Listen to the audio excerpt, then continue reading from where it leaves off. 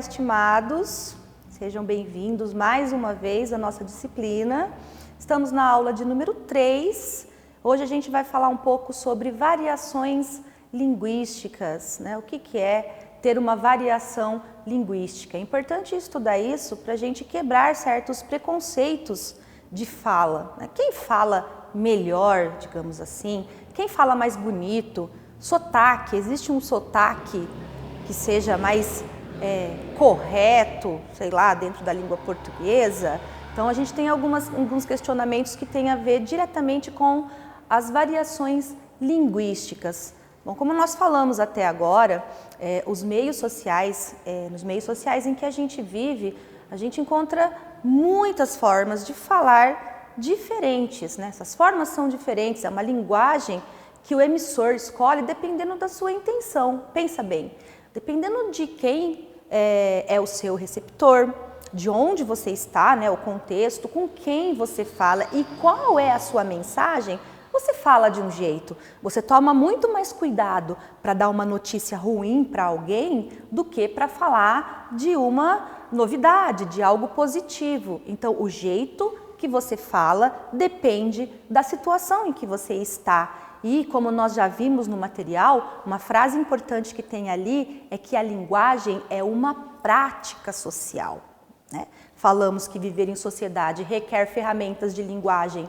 que sirvam para os momentos de comunicação e falar é uma prática social. Se você não fala, não se comunica, ainda mais em tempos de comunicação tecnológica e virtual, é como se você não existisse. Então, nós precisamos pensar nesse jeito de falar, dependendo da variação linguística, tá? Então, a gente tem o quê? O português padrão, chamado de ou norma padrão ou norma culta. Quando a gente fala em norma culta, parece que está falando de uma linguagem do tempo da literatura clássica, né? Não, norma culta é aquela que o dicionário e as gramáticas regem, tá ali aquilo que é plural, acentuação, concordância, gênero, etc. Mas há outras variedades que são usadas de jeito mais informal, de acordo com o contexto. Então, falar de formal ou informal tem a ver com uma variação linguística, né? A linguagem está variando, dependendo do contexto. E o que determina isso? O que determina o jeito de falar de alguém diferente do jeito de falar de outra pessoa? Então, a escolaridade, o nível social, a idade, a região que ela mora, o contexto dela determina o jeito que ela fala. Então, nós temos aí 3 variações históricas, 3 maiores grupos de variação, ou seja, por que uma pessoa fala diferente da outra? Primeiro, a variação histórica. Então, se acompanhando aí no material, a variação histórica diz que a língua sofre uma variação devido ao tempo transcorrido, devido ao tempo que passou. A gente não precisa nem ir muito longe na história, buscar um português mais arcaico, mais do tempo da colonização, para perceber que há formas de escrita que são diferentes só porque o tempo passou. Então, nós tivemos, por exemplo, o novo acordo ortográfico. Antes do novo acordo ortográfico, muita gente chama de regra, né? Mas é um acordo ortográfico, algumas palavras eram acentuadas, como ideia, como assembleia, como jiboia, paranoia, que hoje não são mais acentuadas, só como exemplo. Se você pegar um livro que essas palavras são acentuadas, você percebe que ela foi escrita há mais de 10 anos, por exemplo. Então, estava errado? Não. Hoje escrever assim está errado, mas antes não era, porque estava dentro do contexto que era escrever daquele jeito. Temos a variação regional. No Brasil, então, a diferença de falares, por conta do tamanho, né, continental que o Brasil tem, é enorme. Então, a língua ela sofre variações nessa variação regional devido ao lugar em que o falante vive, só isso. Nós temos como maior exemplo aí, talvez, o sotaque. O sotaque é objeto de estudo da comunicação e não tem nada a ver com o grau de instrução de uma pessoa, por exemplo. Tem a ver com a região que ela vive. Então, certas regiões têm preconceito de outras regiões por conta de um jeito de se falar, puxar o R, falar porta, ou falar porta, ou falar porta, né? Onde você está? Em que região que você mora? Conta pra gente, deixa aí nos comentários, manda um e-mail para mim falando como que você fala porta, por exemplo. Então, qual que está certo? Porta ou porta ou porta? Não tem o certo, tem a variação justamente porque cada pessoa que fala de um jeito mora em um lugar, certo? E tem a ver com vocabulário também.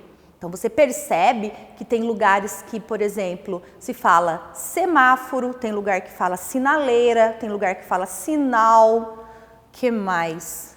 Tem umas variações que você percebe onde a pessoa mora só pelo jeito que ela fala uma palavra, né?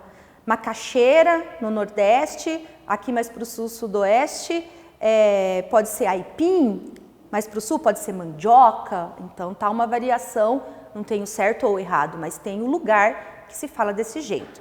E por último, a variação sociocultural, né? Social e cultural. Então, a língua sofre variações devido à condição social, à condição econômica, educacional, ao meio em que a pessoa vive, a condição cultural dela. Então, como a gente falou das gírias, a gíria ela pode ser uma transformação de linguagem na variação sociocultural. Então, um grupo, os roqueiros falam de um jeito, os pagodeiros falam de outro, os funkeiros falam de outro. Então, você tem várias divisões dentro de um mesmo local. Pode ser São Paulo, cada um tem um tipo de vocabulário dependendo do que gosta, do que ouve, do que lê, certo? E diante de tantas variações, é inevitável a gente se perguntar de novo qual que é a correta. Não existe uma opção correta. Então, muito cuidado antes de você criticar alguém pelo jeito de falar dela. Existe a língua padrão e existe as variações. E a variação tem a ver com tudo isso que a gente comentou. Então, a adequada, a gente vai falar de adequada, não de correta.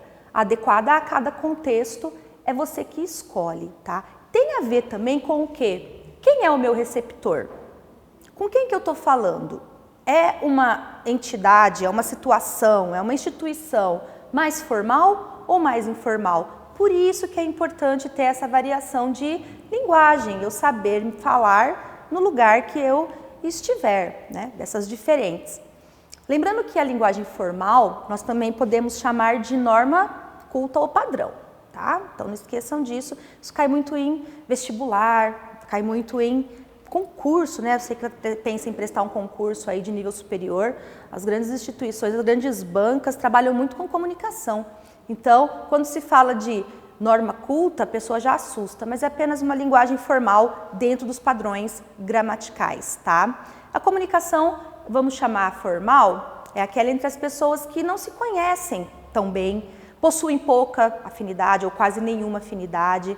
Então você vai, quando conhece uma pessoa, primeira vez, numa situação de que você não tem afinidade com ela, você vai usar formas gramaticais mais rígidas, você vai escrever de uma forma, por exemplo, uma colocação pronominal. O que é colocação pronominal?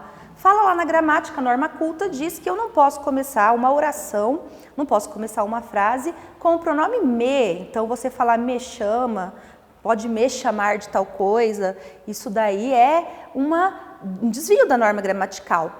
No formal eu tenho que começar com o verbo, diga-me, fala-me, explica-me. Claro que você não vai falar assim, mas para uma situação de escrita formal, por exemplo, você vai usar o diga-me, contact-me e não me contate, por exemplo, tá? O nós, muita gente me pergunta se realmente há uma diferença entre falar nós e falar a gente.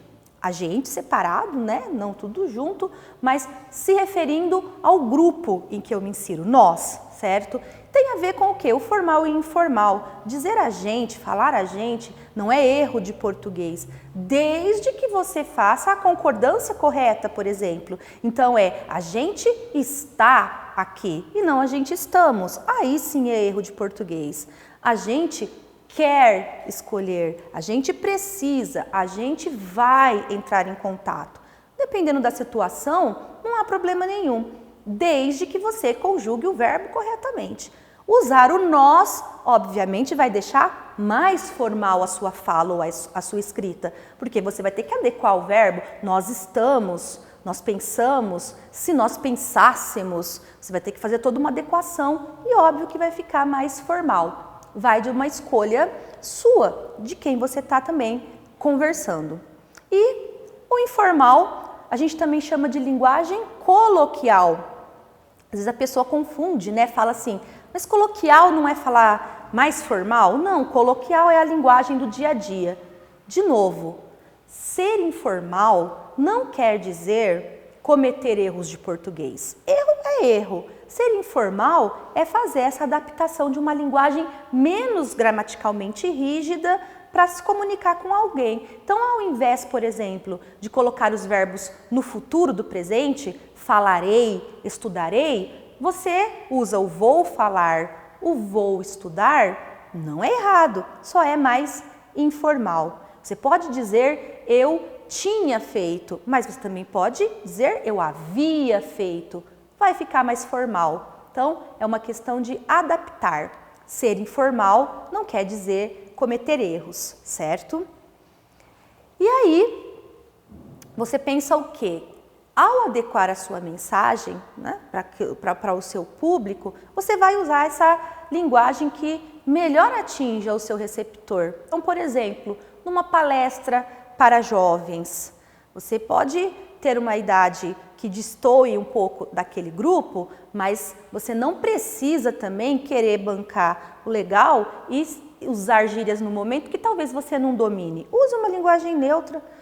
Nós, professores, lidamos muito com isso, a variação de idade ali num grupo, você tenta atingir a todos. Claro que cada um tem o seu jeito de falar, certo? Nós temos os nossos aprendizagens, a nossa bagagem linguística que tem a ver com as nossas experiências de vida.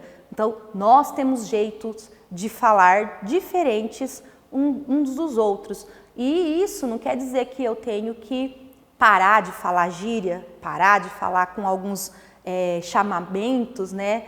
Mas tem gente que fala mano, tem gente que fala brother, tem gente que fala pô, os vícios de linguagem, tá, né? Mas tudo dosado. É essa percepção que eu gostaria que vocês tivessem. É a reflexão de como eu falo dependendo do lugar que eu estou. A gente não precisa ficar se preocupando com isso quando está, por exemplo, no momento de descontração com os amigos, com a família, porque você pode falar do jeito que você quiser.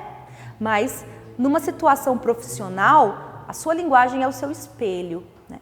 Você vai dar uma melhor impressão, causar boa impressão, se você falar dentro daquilo que é compreendido por todos. Ninguém, por exemplo, gostaria de ir, vamos pegar aí, né, um médico, ninguém gostaria de ir a um médico que vai falar qual é seu problema, porque você vai causar aí, ele vai causar uma impressão de que estudou tanto, tem toda uma bagagem de curso superior, de experiência de vida e fala errado a língua portuguesa. Então, a língua portuguesa é um termômetro dos seus conhecimentos dentro de um grupo social, certo? É isso. A gente fica por aqui hoje. Até a próxima.